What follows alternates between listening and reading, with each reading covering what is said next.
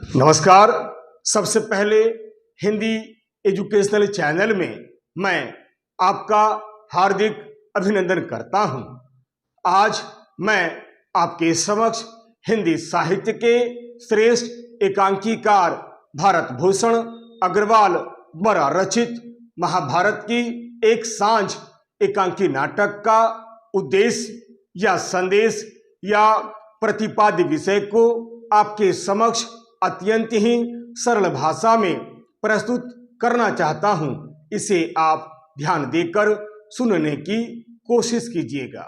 भारत भूषण अग्रवाल द्वारा रचित महाभारत की एक सांझ एकांकी नाटक का उद्देश्य या संदेश या प्रतिपाद्य। महाभारत की एक सांझ भारत भूषण अग्रवाल द्वारा लिखित एक बड़ी ही सुंदर एकांकी नाटक है। यह एक ऐतिहासिक एकांकी नाटक है। इस एकांकी नाटक के माध्यम से इन्होंने महर्षि वेद व्यास द्वारा रचित महाभारत की घटना को एक नए ढंग से प्रस्तुत किया है, जो अत्यंत ही सराहनीय है। इस एकांकी नाटक का उद्देश्य केवल महाभारत की घटना का लेखा जोखा प्रस्तुत करना नहीं है, बल्कि महाभारत की घटना के माध्यम से अनेक नई बातों की जानकारी देना भी है। महाभारत की एक सांझ एक उद्देश्य प्रधान एकांकी नाटक है।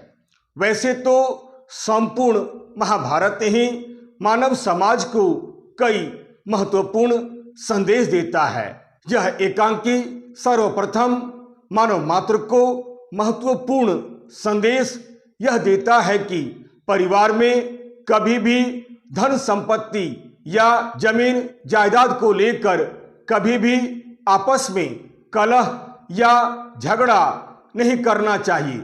यही नहीं, कभी भी धन संपत्ति या जमीन जायदाद को लेकर भाइयों में वैमनस्य या ईर्ष्या द्वेष की भावना नहीं रखनी चाहिए, बल्कि धन संपत्ति को लेकर एक दूसरे में त्याग की भावना होनी चाहिए। दरअसल त्याग और सहनशीलता के अभाव में ही महाभारत का भीषण युद्ध हुआ था। अतः प्रत्येक मनुष्य में त्याग और सहनशीलता का गुण होना चाहिए, ताकि धन संपत्ति या जमीन जायदाद को लेकर भाइयों में कभी भी कलह न हो।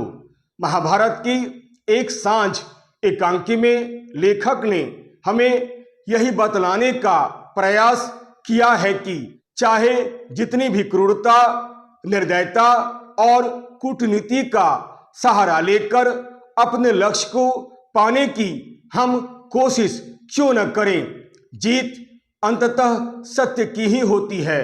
कहने का अर्थ यह है कि अंततः जीत उन्हीं लोगों को हासिल होती है जो सत्यवादी होते हैं, जो सदैव धर्म और सत्य के मार्ग पर चलते हैं। सत्य और असत्य के संघर्ष में सदैव सत्य की ही जीत होती है। धर्म और अधर्म की लड़ाई में सदैव धर्म की ही जीत होती है। अतः कठिन से कठिन परिस्थितियों में भी हमें सत्य और धर्म का साथ नहीं छोड़ना चाहिए, बल्कि सत्य और धर्म के मार्ग पर ही चलने का प्रयास करना चाहिए। कारण इतिहास गवाह है कि इस संसार में जीत सदैव उन्हीं की होती है जो सत्य, धर्म और त्याग के मार्ग पर चलते हैं तथा धैर्य से काम लेते हैं। इसके साथ ही साथ लेखक ने इस एकांकी के माध्यम से युद्ध के भीषण परिणाम को भी दिखलाया है और कहा है कि युद्ध कभी भी हो, किसी भी देश या समाज में हो या फिर व्यक्ति विशेष में हो, युद्ध किसी के लिए कल्याणकारी नहीं होता है। कारण चाहे जो भी रहा हो, इसका परिणाम हमेशा बुरा ही होता है। युद्ध कभी भी कल्याणकारी या हितकारी नहीं होता है।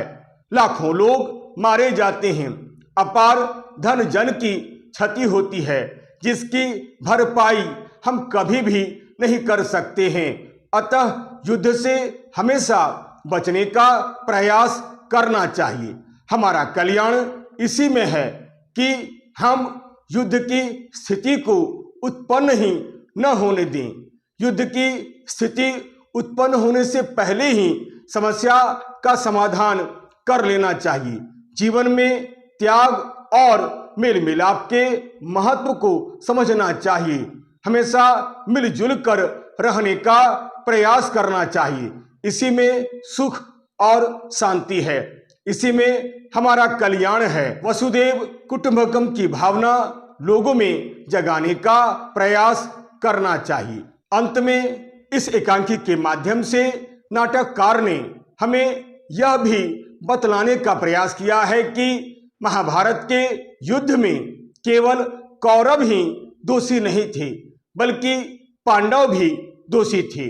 उन दोनों की महत्वाकांक्षा ही महाभारत के महान युद्ध का कारण बना। पांडवों और कौरवों की महत्वाकांक्षा ने ही इस युद्ध को जन्म दिया।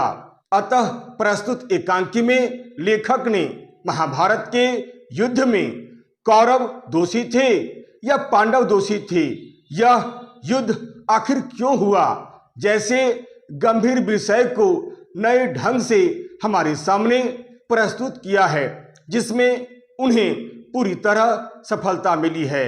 नाटककार ने इस एकांकी में जो महत्वपूर्ण संदेश दिए हैं वह इस समाज के लिए बहुत ही उपयोगी है तथा कल्याणकारी है। अतः यह एक उद्देश्य प्रधान एकांकी है। यदि आपको यह वीडियो अच्छा लगता है, उपयोगी लगता है, सारगर्भित लगता है, तो आप इसे लाइक करें, शेयर करें और तो और सब्सक्राइब करना आप बिल्कुल नहीं भूलें। याद रखिएगा, मेरा यह चैनल, मेरा यह वीडियो एक एजुकेशनल वीडियो है, यह एक एजुकेशनल चैनल है। अतएव लाइक, शेयर और सब्सक्राइब करना आप बिल्कुल नहीं भूलिएगा। तब तक के लिए नमस्कार, धन्यवाद।